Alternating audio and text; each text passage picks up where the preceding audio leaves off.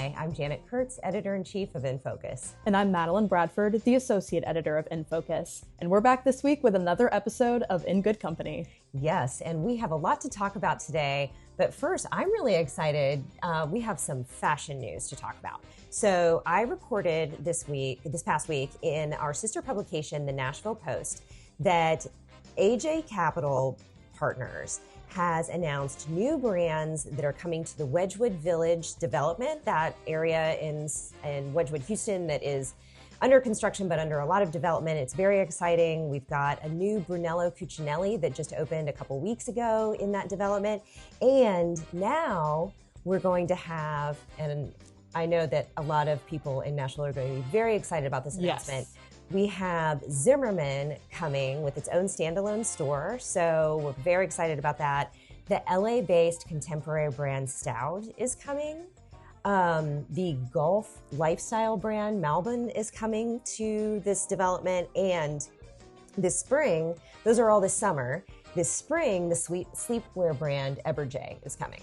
Amazing. Yes, so we're getting all of these great brands coming with their own standalone stores in Nashville by this summer. So we'll have like 4 new brands coming. Oh, that's so soon. I know. And it's so fun to see how that area is developing into this fashion hub. I know. I just made plans with somebody recently to do lunch and a Hermes shopping trip. So that sounds incredible. To that. Yeah. I love it. We'll have to report back on that. Maybe that's a new thing. That's a new trend that we're going to start. Yes. Yeah, exactly. So in this episode, we have some great events to talk about and 2 milestone organizations. So we'll get to those in a minute, but I'll let you kick it off. Absolutely. So this week, contributor Gloria Hoagland took us inside 2 events, starting with Wine, Women, and Shoes, which is such a beloved event. It was named Best Women's Event in our Best Parties Readers Poll, so super grateful for her for covering that.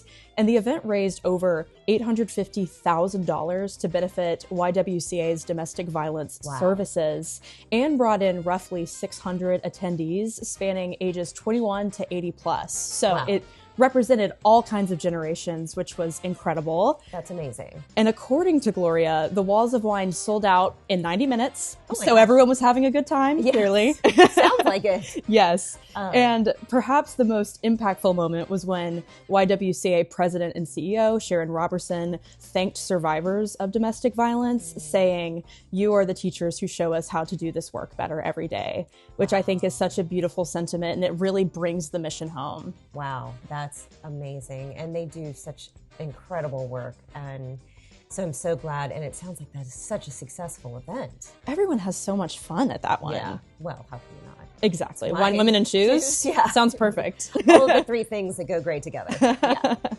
And Gloria also covered the Reclaiming Lives Luncheon, which won Best Luncheon in our Best Parties Readers Poll. We're getting all that representation there. That's right. And the luncheon welcomed over 600 civic leaders and advocates who are dedicated to expanding access to mental health care across Tennessee.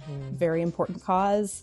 And keynote speaker Dr. John Deloney emphasized the importance of emotional health and offered tips on managing anxiety in everyday life and building resilience, which we all need some tips on that in this busy, crazy world we live in. Yeah. And the talk wonderfully paired with the luncheon's cause of funding critical counseling and crisis services. Wow. Oh my gosh. Well, 2 phenomenal events, really. So yes. Thank you, Gloria, for covering those. We appreciate it. She's our social correspondent, so we're so glad to have Gloria with us, and she's just a wonderful part of our team. She is. Yeah. Well, tell me about your week, because you were very busy. I was, but again, so many great causes, and it's also so interesting to me how many milestone organizations we've had in the last just few years together. So, civic leaders in Nashville were very busy 20 to 40 years ago creating these amazing experiences and nonprofits for the city. So I'll kick it off with the Frist Gala Patrons Party, which the Frist Art Museum is celebrating its 25th anniversary. And I remember when it opened, I was here in Nashville, and what they have brought to the city have been these phenomenal tours. They had a huge car exhibit that I think might have been their most popular. Don't quote me on that. Sorry, Seth, if I got that wrong. But then they also had fashion, a Christian Dior exhibit. They had Alexander McQueen most recently, which amazing. was just fantastic. But what I think is most remarkable is this event raises funds and has been continually raising more and more funds over the years. That this allows them to take that art outside the walls of the Frist. So truly bringing art to the community. They have community partners in the city that allow them to have exhibits, have different lectures and things like that about the art, and really make it very, very special. So it is making it something that is not just confined within the walls of that museum. That's incredible that they're going out into the community and sharing their art programming with the world. Exactly.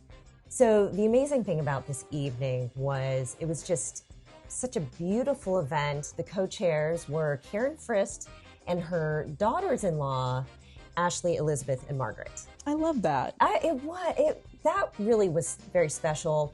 They also had these projections on the walls in yellow of flowers. And so when you look at it, you're like, oh, just a display of flowers. But in fact, it mimics the statues that are outside of the Frist Art Museum. Oh, wow. That's lovely. So that was wonderful. And so as people were mingling, they had wonderful hors d'oeuvres and cocktails. Then they went in to experience the individual exhibits. And as you know, you've covered it, there is the local artists who are all women, and that exhibit for In Her Place is outstanding. It's absolutely fantastic. There's a little something for everybody. There really is, yeah. And then guests went upstairs and went to Impressionist Revolution. Another great one. Yeah, that one, I just hit it out of the park. Well, we reported last month that the Nashville Humane Association celebrated 80 years of caring for animals in the Nashville community. And last week, they gathered top donors together for the Top Tails reception. And really a thank you for the support, which was lovely. Guests toured the facility and visited with adorable and adoptable fur babies. Incredible. And yes, it was wonderful. Obviously we want to see them find homes. Yes. But the facility itself is wonderful. It's beautiful. It's bright. It's clean. And it just really is a great thing to see. So that the animals are being cared for while they're in transition to find their forever homes.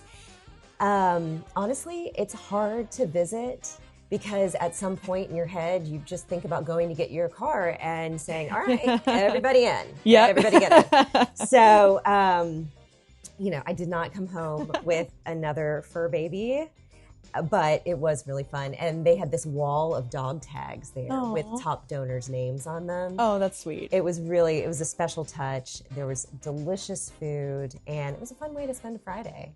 With puppies. You really can't beat that. And kitties. There were some and kitties there. Can't forget about them. No, we cannot.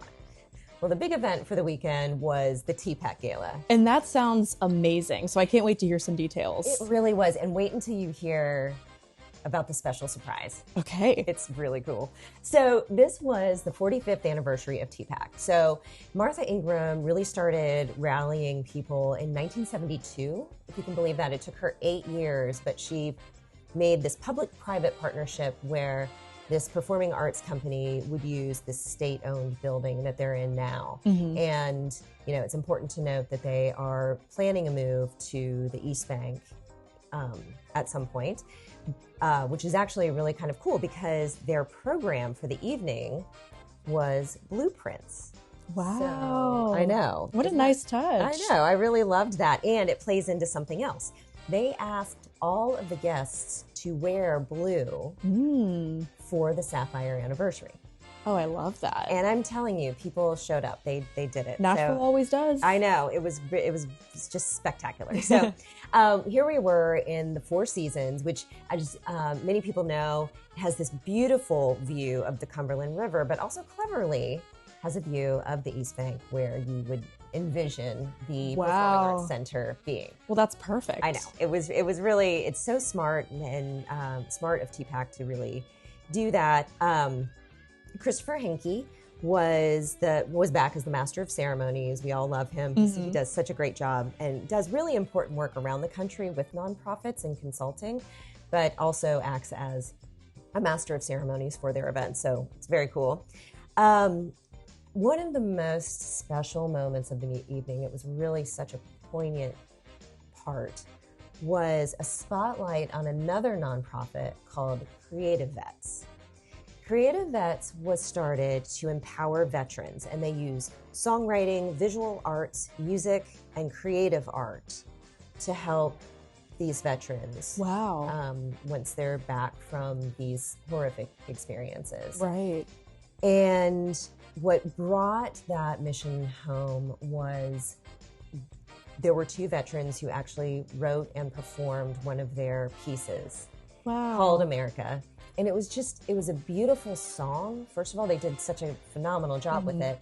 But then it was also just such a wonderful thing to see the power that art has for us, for our emotional health, our mental health, and just the impact that it has on us. So it was a beautiful evening. Wow, I love how that was incorporated into the event. I really did too. I really thought that was such a beautiful way to do that. Now, we then moved to the Broadway performances. So we had, we actually had 5, but I'll start with the 4. We had 4 Broadway actors who all represented performances in Moulin Rouge, Kinky Boots, My Fair Lady, Waitress, and so many more. So we had J. Armstrong Johnson, Kyle Taylor Parker, Shireen Ahmed, and Piper Jones. Amazing. And I mean, each of them on their own brought the house down. But together they had these wonderful performances that they did for the room. And it was, you could hear a pin drop on the audience side because of just the amazing power of the vocals and performances of these individuals. Oh, I love that so much. So there was one surprise. It is the 45th anniversary. So they have to go big. Yes, they do. And I have to say that those of us in the room of a certain age, we're really excited about this. Okay. The big news was we got to hear Andrea McArdle. She was Broadway's first Annie. Whoa. Yes. So we got to hear her sing Tomorrow, which by the way is my generation's Let It Go. So, it was a big deal. That's iconic. It really How was her performance? Yeah, incredible. I mean, she hit it out of the park. And, I think there were few dry eyes in the room. Oh. You leaned into the song, and I think the song is about hope, and certainly for children, when they hear that, there's, you're looking at tomorrow. And I think at a different age, hearing that song again just brought a different meaning to that, and it was wonderful. So, well, that sounds like a beautiful evening. Oh my gosh, it was incredible. Like I said, they really pulled everything together. So it was just an incredible anniversary and an incredible way to celebrate and raise funds for TPAC. Yes. Yeah. So anyway, that was really incredible. It was hard to come down from that. But then the next day was the Carnegie Society, which benefits the Nashville Public Library Foundation.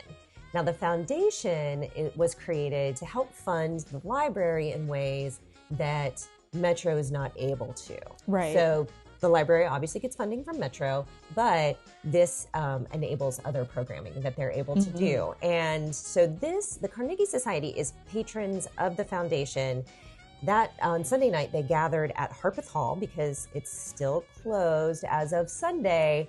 But as of today, the downtown branch of the Nashville Library is reopening after it was damaged by a fire in June of last year. And that is such big news. It really is. Yeah. So excited for the library to have that branch back. Be sure to stop by and visit the library because that one is a treasure. But the Carnegie Society is a thank you, if you will. It's a book club thank you to these donors who have supported the foundation. And so the foundation itself supports amazing efforts and programs that the library is able to do. So that includes early literacy programs, health literacy programs, programs for teens. Many of these take place outside of the walls of the library. Some of them in the library, of course, but many are outside the walls of the library. And so that is really an important support for the community. And this matters because it is our community and it's the future workforce. So a program like early literacy helps build a stronger workforce for the future. So these are really important programs that the library has created and is supporting. Of course, Parnassus was there with books on hand by the author Percival Everett. Now, he's written several books, but his book James was the book that they were talking about for the book club this night. So James, of course, is written from the perspective of Jim, who was with Huckleberry Finn in Mark Twain's famous book. So after the reception, guests found their seats, and then there was a wonderful panel discussion. It was lively, it was insightful, and this was one of the most well-attended book clubs that they've ever had. That's incredible. Yes. I mean, I think that they really hit it out of the park with that, and Harpeth Hall did a great job. So thank you to Harpeth Hall for opening your doors to the Nashville Public Library Foundation. That's very much appreciated. And congratulations to the downtown branch of the Nashville Public Library for reopening today. So happy to have you back. Yes, that's right. Well, that's the week. Yes, it is. I know. So just as a note, we have the holiday this weekend, so we will be taking a break on April 6th. We will return on April 13th. And with that, we have some exciting coverage that Madeline and I are going to be doing together, and that is the opening of Lion's Share. That's right. I know. And a lot of people are very excited about this. I know people remember McCabe's Pub, and it's a beloved space. It has been reimagined as a new restaurant called Lion's Share, and so we're excited to check this out and see what that's all about. And we're excited to take you into it for an exclusive glimpse. That's exactly right. We'll also be covering the NAHT Leadership Luncheon, the Iroquois Steeplechase Kickoff Party, so you won't want to miss that one. Dine to Shine for the Nashville Children's Alliance. I am going to an incredible event that the Nashville Wine Auction is putting on. It is a reenactment of the Judgment of Paris. And before we get really into Greek mythology, it is not what you think. This Judgment of Paris took place in 1976 and was a blind tasting of wines and actually put California wine on the map. And now it is a beloved wine today. But this is a reenactment of that famous judgment. Well, I can't wait to hear more about that event. I'm so excited about that. And then we sit down with Virginia and Richard Fitzgerald with a clip of their video that is actually going to run in our newsletter on April 2nd. So be sure to subscribe to our YouTube channel, sign up for our newsletters, share, like, comment, all of the things. And remember that with you, our Nfocus friends, we're in good company. Cheers. Cheers.